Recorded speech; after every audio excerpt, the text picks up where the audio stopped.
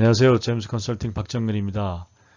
오늘 이 시간에는 각종 세금의 분납, 그리고 현금이 부족해서 증여나 상속받은 부동산 등으로 대신 납부하는 물납, 그리고 분납은 뭐 2개월 이내에 납부하는 거지만 연간 단위로 증여나 상속인 경우에 그 연간 단위로 5년에서 최대 20년까지 분할해서 납부할 수 있는 제도인 연부연납에 대해서 같이 한번 알아보겠습니다.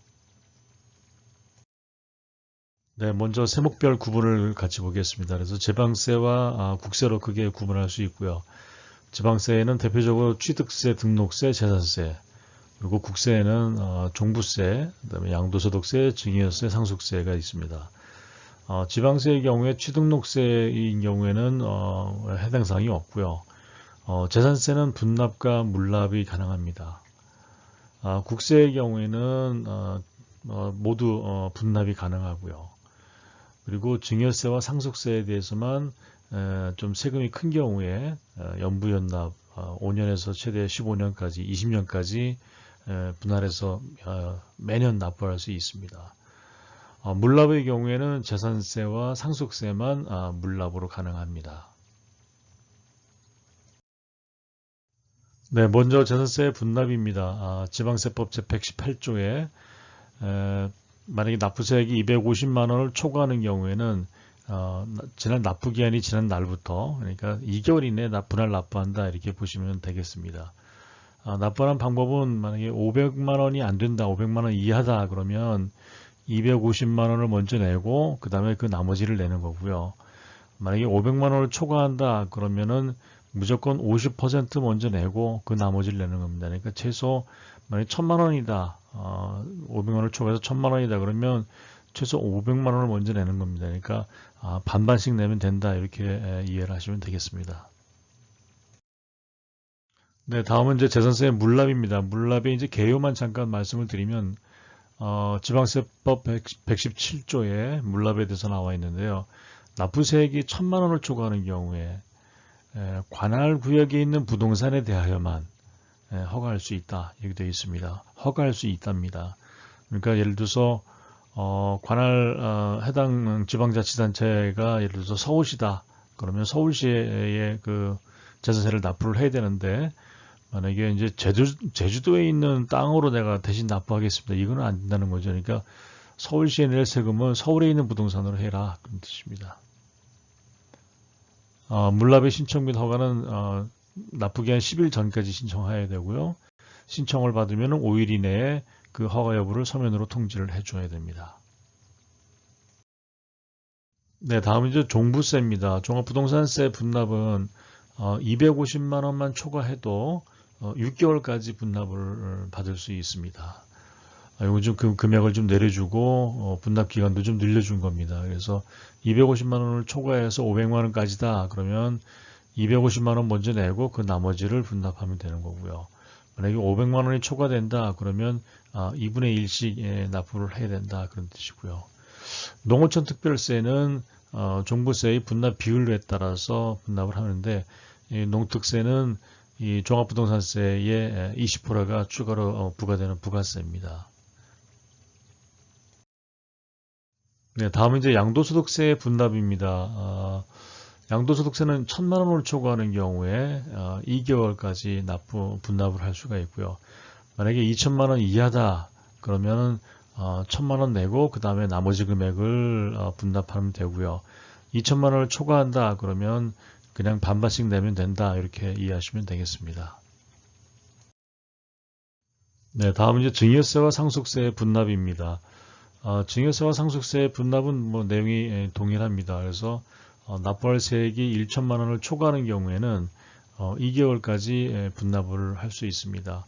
만약에 총액으로 2천만 원이 이하다 그러면은 1천만 원과 그 다음에 그 나머지 금액을 분납하면 되는 거고요.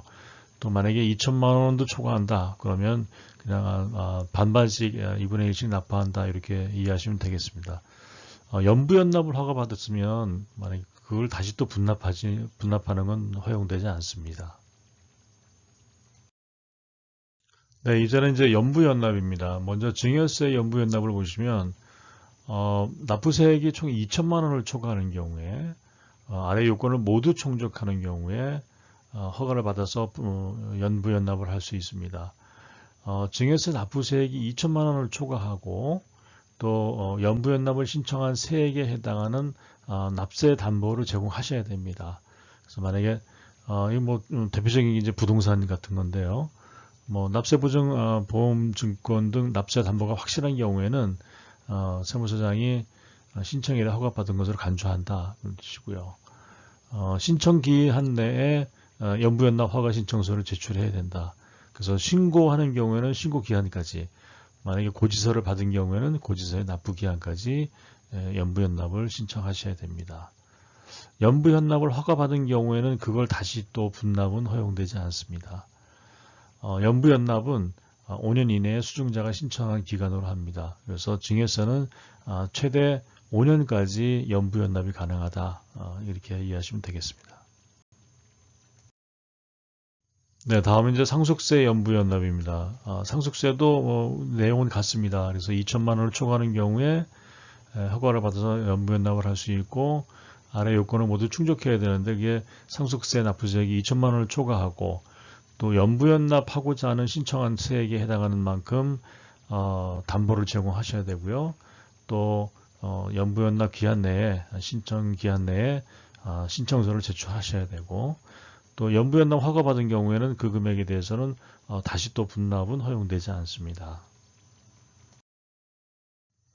네, 상속세에 대한 연부연납은 상속재산에 대한 구분으로 기간이 달라집니다. 그래서 일반적인 상속이다 그러면 5년입니다. 증여세와 마찬가지로 5년이고요. 그런데 만약에 이 상속재산이 가업상속이다. 가업상속에 대한 재산이다. 가업상속공제 특례를 적용받는 재산이다. 그러면 상속재산 중에서 가업상속재산 비율이 50% 미만이다. 그리고 만약에 가업상속재산의 비율이 50%를 넘는다. 이러면 만약에 가업상속받는 재산의 비율이 50%가 안 된다. 그러면 10년입니다. 허가일로부터. 또 3년 거치하고 7년 동안 납부하실 수 있습니다. 만약에 이제 가업상속을 받는 재산의 비율이 전체 상속받는 재산의 50%를 이상이다, 넘는다. 그러면 이거는 이제 더 연장을 해줘서요. 이건 허가일로부터 20년 혹은 허가받고 5년이 지나서 5년 거치 후에 15년 동안 납부할 수가 있습니다. 그래서 이거는 가업상속에 대한 어떤 특례를 적용해 준다. 이렇게 이해하시면 되겠습니다. 네, 마지막으로 이제 상속세에 대한 물납입니다. 상속세는 원래 현금으로 납부하는 것이 원칙이나 곤란한 경우에는 일정 요건을 모두 갖추어 승인을 받으면 물납할 수 있다. 상속받은 재산으로 물납하셔야 되는 겁니다. 상속받은 재산으로 물납할 수 있다. 사전에 증여받은 재산을 포함한 상속재산 중에서 당연히 이제 10년 이내에 증여분이 있으면 상속재산에 포함을 해서 계산을 다시 하시게 되는데, 그런 경우에 만약에 이제 부동산과 유가증권의 가액, 비상장 주식은 제외입니다. 부동산과 유가증권의 가액이 2분의 1을 초과한다. 전체 금액 중에서 부동산과 유가증권의 가액이 2분의 1을 초과하는 경우에, 또는 전체 상속세 납부세액이 2천만 원을 초과하는 경우에, 또 상속세 납부세액이 상속재산 가액 금액 중 금융재산에 대한 가액을 초과하는 경우, 이 얘기는 이제 세금이 실제로 내 금융재산이라면 이건 거의 현금이라고 마찬가지로 보면 실제로 세금 납부할 게 현금성 자산보다 많다. 이런 경우에는 받아주겠다는 거죠.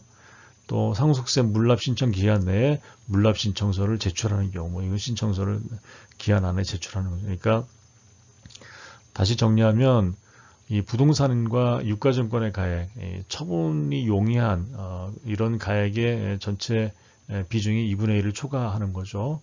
그런 경우 또 총 납부세액이 2천만 원을 또 초과하고, 또 세금이 실제로 가지고 있는 현금보다 좀 많다든지 이러면은 물납으로 받아주겠다. 상속받은 재산으로 물납을 받아주겠다. 그런 뜻입니다. 네, 이상으로 분납, 그 다음에 물납, 그 다음에 연부연납에 대해서 간략하게 개요만 설명을 드렸습니다. 대표님의 풍부한 세무상식 제임스 컨설팅에서 도와드리겠습니다. 감사합니다.